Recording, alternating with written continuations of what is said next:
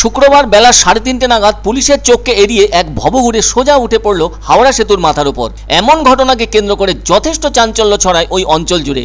আর ওই সময়ে ভবঘুরেকে ওখানে উঠতে দেখে কৌতূহলবশত সকলেই দাঁড়িয়ে পড়ায় ভিড় জমে যায়, যে কারণে যথেষ্ট যানজটের সৃষ্টি হয়। কিন্তু বারবার ভবঘুরেরা হাওড়া সেতুর মাথায় উঠে পড়ছে কেন, তা নিয়ে জনমানসে প্রশ্ন জেগে উঠছে।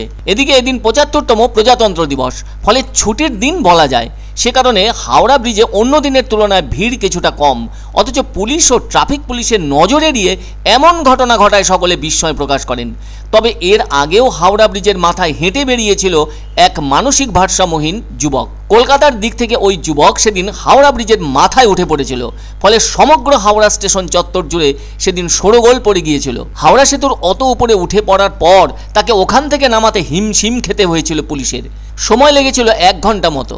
ওই দিনও মানসিক ভারসাম্যহীন যুবক বিকেল 4টে নাগাদ ব্রিজের মাথায় উঠে বসেছিল।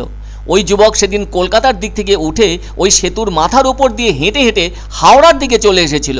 মাঝে মাঝে অত উঁচু অংশ থেকে হাত নেড়ে নেড়ে কিছু বোঝাচ্ছিল যুবকটি, আবার মাঝে মাঝে হাত জোর করে নমস্কারও করছিল।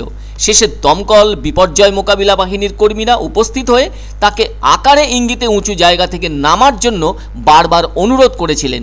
এভাবেই 1 ঘন্টা সময় নষ্ট হওয়ার পর শেষ পর্যন্ত কলকাতা পোর্ট ট্রাস্টের কর্মীদের সাহায্যে হাওড়ার দিক থেকে ওই যুবককে নামানো হয়েছিল। ওই যুবকের বয়স ছিল 22 বছর, তার বাড়ি বিহারে। এদিকে এদিন এক ভবঘুরে যুবক অদ্ভুতভাবে ওই সেতুর অনেকটা উপরে উঠে পড়ে। কেন এইভাবে মাঝে মাঝে এ ধরনের যুবকেরা হাওড়া সেতুর মাথায় উঠে পড়ছে তা নিয়ে উদ্বিগ্ন অনেকেই। হাওড়া ব্রিজের নিরাপত্তা ও পুলিশের নজরদারি নিয়ে প্রশ্ন উঠছে সকলের মনে।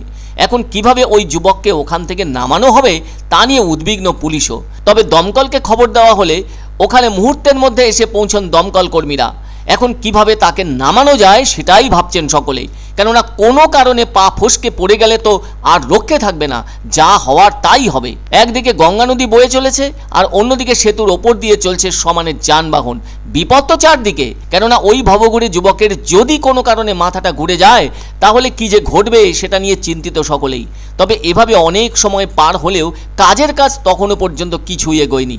নিচ থেকে চট জলদি কারো উঠে যাওয়া তো সহজ ব্যাপার নয়, তবুও তাকে ভুলিয়ে ভালিয়ে নাগালের মধ্যে আনতে পারা গেলে তবেই শান্তি পাওয়া সম্ভব। শেষটায় ওই ভবঘুরেকে স্থানীয় গোলাবাড়ি থানার পুলিশ ও ট্রাফিক পুলিশের পক্ষ থেকে খাবারের লোভ দেখানো হয়, আর সেই খাবারগুলো দেখানোও হয়। ওই খাবারগুলো দেখতে পেয়ে সেই লোভেই ব্রিজের অত উঁচু অংশ থেকে ভবঘুরে যুবকটি একাই চেষ্টা চালিয়ে অত উঁচু জায়গা থেকে সেতুর নির্দিষ্ট জায়গায় নেমে আসে, আর তখন তাকে বুদ্ধি করে ধরে নিচে নামিয়ে আনা হয়। শেষটায় তাকে কলকাতার দিকে নিয়ে যাওয়া হয়, ফলে স্বস্তি নামে সকলের মধ্যে।